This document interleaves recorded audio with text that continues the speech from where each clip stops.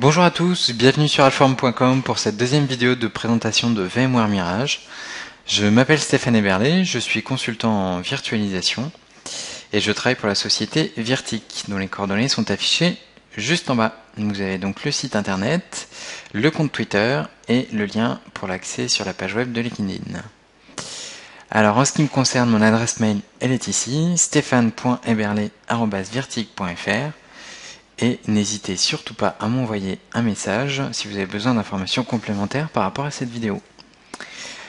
Alors justement, cette vidéo elle va s'organiser de la manière suivante. La première des choses qu'on va voir, c'est qu'on va faire un petit rappel sur la gestion des postes de manière générale.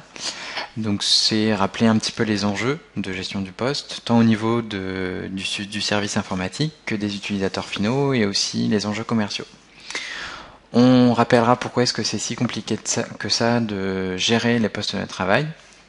Et on verra les différentes solutions face à ces problématiques. On verra aussi dans quel cadre VMware Mirage se place, dans quel type de solution.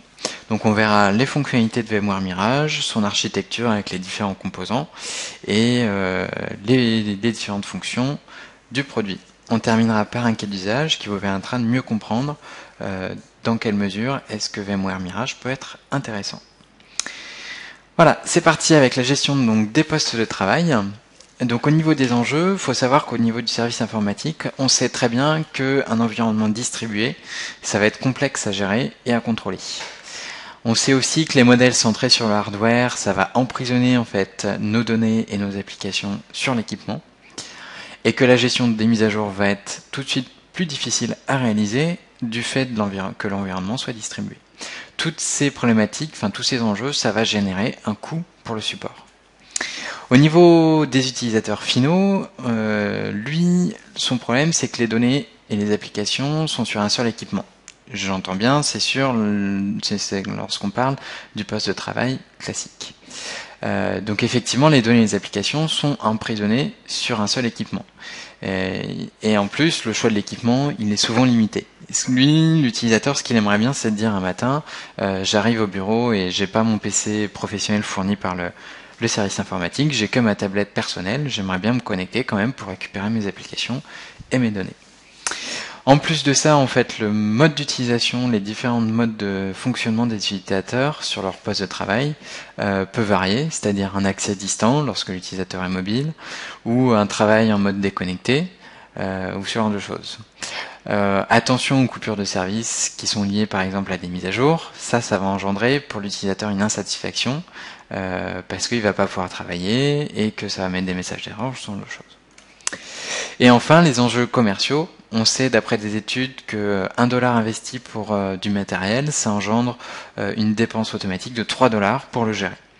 Donc il faudra faire attention à ce qu'on achète et comment est-ce qu'on le gère.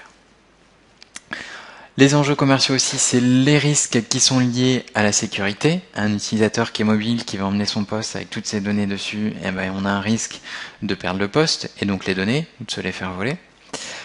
On a aussi un risque au niveau de la perte de la productivité des utilisateurs s'ils n'ont pas accès à leur travail. Par exemple, dans le cadre du VDI, si le réseau est inaccessible, eh bien, l'utilisateur n'a pas accès à son poste de travail, donc on a une perte de productivité, etc. Voilà, donc tout ça, c'est des enjeux qui existent, c'est des problématiques qui existent aujourd'hui au niveau du poste de travail. Pourquoi est-ce que c'est si compliqué le poste à gérer? Eh bien, c'est d'une part à cause de l'interaction en fait entre notre couche matérielle, le système d'exploitation et les applications. Il faudra rendre les applications compatibles avec le système d'exploitation et le système d'exploitation avec le matériel. Donc là, on a une équation à gérer entre le matériel, le système d'exploitation et les applications. Ensuite, on a des utilisateurs qui vont être mobiles, donc il va falloir gérer leur connexion à distance ou leur travail en mode déconnecté.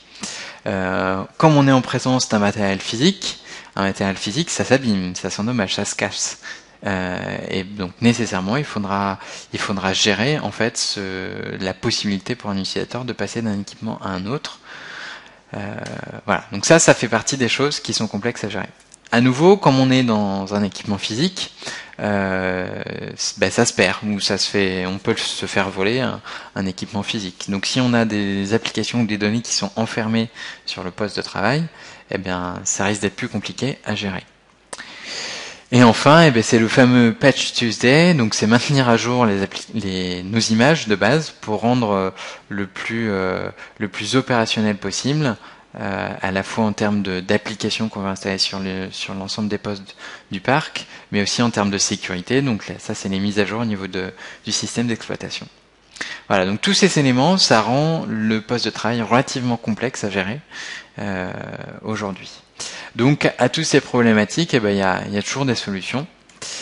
Alors la première, une des solutions, tout du moins, c'est pas nécessairement la première, mais une des solutions, c'est de faire ce qu'on appelle du VDI. Donc en fait d'avoir dans l'infrastructure tous nos postes de travail et de s'y connecter avec des clients légers.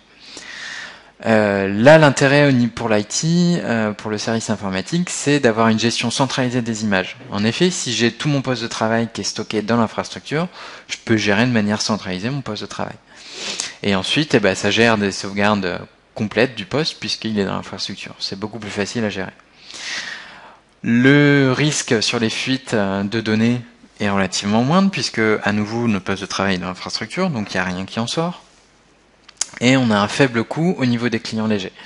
Et non seulement le coût du poste léger est beaucoup plus faible qu'un poste de travail classique, mais en plus, on peut les faire durer beaucoup plus longtemps du fait qu'il y ait très peu de matériel qui soit embarqué. Pour l'utilisateur final, l'intérêt, on va rester dans les intérêts pour le moment, pour l'utilisateur final, lui, c'est de pouvoir travailler depuis n'importe où avec n'importe quel équipement, puisque son poste de travail est hébergé dans l'infrastructure. Il a juste besoin d'une connexion Internet et de son client léger pour pouvoir se connecter à son poste de travail. Donc il peut arriver le matin avec sa tablette et se connecter avec sa tablette sur son poste de travail professionnel. Donc ça, c'est assez intéressant pour les utilisateurs finaux. Et ensuite, ces applications fonctionnent quel que soit le poste de travail. C'est-à-dire qu'il peut passer de sa tablette à un poste physique, il peut passer de sa tablette à un poste professionnel sans avoir de problème de compatibilité entre les applications. Tout est centralisé. Par contre, ça a des inconvénients. Ça répond à certaines problématiques et ça en déplace certaines. Par exemple, le coût, c'est sûr, on a diminué les coûts d'investissement au niveau des clients. Par contre, on a dû augmenter le coût au niveau de l'infrastructure. Il faut les héberger, nos clients légers. Donc ça a demandé plus de ressources au niveau de l'infrastructure. Et enfin, pour la partie service informatique, c'est des environnements qui sont difficiles à résoudre en cas de problème. On ajoute en fait des couches qu'il va falloir gérer. Pour les utilisateurs finaux, le premier des problèmes, c'est le travail en mode déconnecté qui devient complexe. Si vous essayez de faire du travail en mode déconnecté avec un client léger, vous risquez d'avoir quelques soucis. Ensuite, dès que vous avez un problème sur le réseau, s'il y a quelqu'un qui utilise trop la bande passante ou quoi que ce soit, vous allez avoir des latences sur le VDI et donc du coup ça va générer une insatisfaction pour l'utilisateur. Et enfin, l'utilisateur final, il n'est pas très familiarisé avec toutes ces technologies de virtualisation et passer du monde physique à un monde virtuel, c'est relativement confusant pour lui. Ça serait pas mal que ce soit un petit peu plus transparent. Alors, deuxième possibilité pour répondre à ces problématiques, c'est d'avoir, comme on avait historiquement, une exécution en local, mais d'avoir une gestion centralisée. Alors, qu'est-ce que ça permet ? Avoir un management qui est centralisé, ça permet de faciliter les migrations d'OS, ça permet de changer plus facilement d'équipement, ça permet de centraliser, comme on a tout centralisé en fait, la reprise après sinistre sur un poste qui marche plus est beaucoup plus optimisée. On a une gestion d'image qui est unique, puisqu'elle est centralisée. On verra comment est-ce que VMware Mirage peut améliorer la gestion des images. Et puis nécessairement, ça allège le travail au niveau du helpdesk, donc du service informatique, et ça facilite les sauvegardes. Ça, on le verra tout à l'heure, dans une autre vidéo, avec VMware Mirage. Alors justement, on parle beaucoup de VMware Mirage, c'est un peu le but de la vidéo. Par contre, on n'a toujours pas dit comment ça marchait et à quoi ça servait. Donc VMware Mirage, qu'est-ce que c'est ? Dans un premier temps, c'est un agent qu'on déploie sur tous nos postes. C'est un agent en fait qui va scanner le disque dur en local et qui va le découper en plusieurs niveaux. Donc là, vous avez tous les différents niveaux, 5 au total. Donc un premier pour le système d'exploitation, un second pour toutes les applications d'entreprise. Donc typiquement, on sait qu'on va déployer sur tous les postes de notre parc Office en version 2010. Et c'est dans cette couche-là qu'on va déployer notre Office. Une couche pour tout ce qui est identifiant de la machine, donc le nom FQDN ou les SID, par exemple si vous êtes connecté à un serveur Active Directory. On a une couche pour les applications de l'utilisateur, celui qui l'aura installé tout seul ou qu'il se sera fait packager par un outil de télédistribution. Et on a toutes les données utilisateurs. Donc là, c'est toute la personnalisation de l'environnement du poste de travail de l'utilisateur. Très bien. Alors une fois qu'on a fait ça, qu'est-ce qu'on en fait? Donc VMware Mirage, comment est-ce que ça marche? Et bien là, vous voyez, on a différents postes. Donc ça représente en fait notre parc informatique, des PC portables, des PC fixes, pardon, des machines virtuelles. Et on installe donc un serveur VMware Mirage. On déploie notre agent, il scanne notre disque. Enfin, il scanne l'ensemble des disques sur lequel un poste dispose de VMware Mirage Agent. Et de ce disque scanné et découpé en différents niveaux, on le synchronise sur le data center. Donc on se retrouve avec en fait, l'équivalent du disque physique, l'équivalent du poste physique, on se retrouve avec un poste virtuel sur notre infrastructure. Donc de ces postes virtuels, on choisit si on veut en faire un poste de référence, ici en bas, ou un poste qui correspond en fait à un poste utilisateur, un poste client tout simplement. Sur les postes de référence, en fait, maintenant qu'on a l'équivalent en fait en poste virtuel et qu'on l'a segmenté en différents niveaux, on peut prendre n'importe quel niveau et dire ça, j'en fais une couche de base. Donc on va extraire en fait du poste virtualisé, on va en extraire la couche système d'exploitation. Donc là, on pourrait imaginer une base avec Windows XP version SP3 avec toutes les mises à jour jusqu'à telle date. Voilà, admettons. Et on va faire ça donc pour la partie système d'exploitation et pour les applications.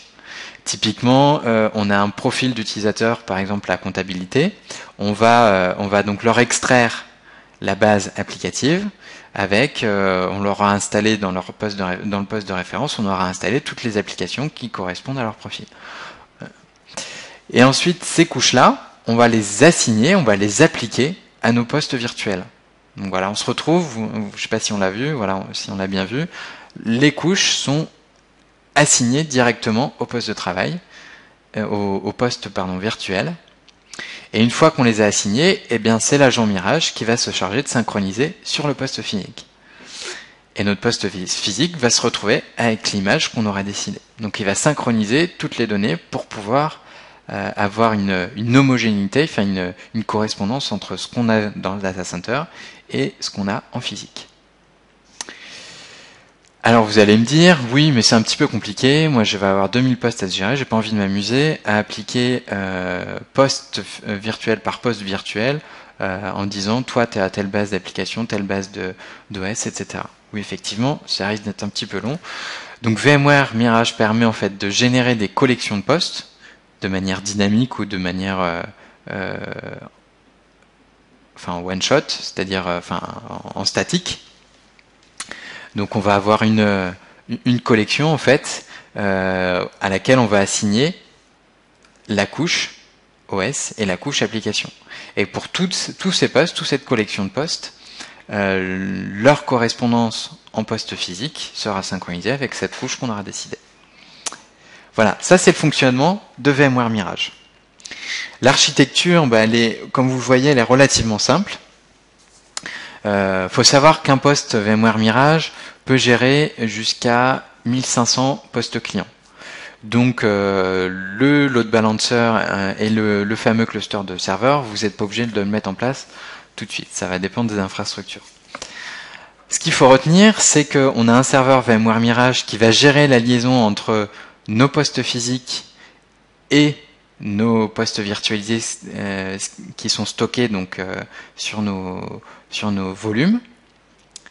Et on a un deuxième composant de la suite Mirage qui est VMware Mirage Management Server. Donc lui, il va gérer vos collections de postes, vos collections d'images, à quel poste on a assigné quelle image, etc., etc.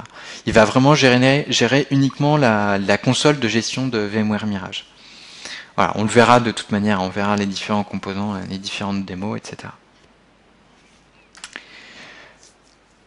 Qu'est-ce qu'il faut savoir en plus sur VMware Mirage? Alors la première chose à savoir, c'est que VMware Mirage travaille au niveau bloc et pas au niveau fichier. Ce qui veut dire que si on a un fichier qui a été mis à jour en local et qu'il faut resynchroniser donc les modifications sur l'infrastructure, on va synchroniser uniquement les blocs de données. On ne va pas synchroniser tout le fichier. Et on va synchroniser non seulement que les blocs, mais on va synchroniser que les blocs qui ont été modifiés.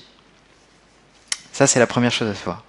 La deuxième, c'est qu'il fait de la déduplication. C'est-à-dire que si on a un PowerPoint qui a été stocké, le même PowerPoint a été stocké sur 2 postes différents, il n'est synchronisé sur l'infrastructure qu'une seule fois. Il est accessible sur les 2 postes physiques.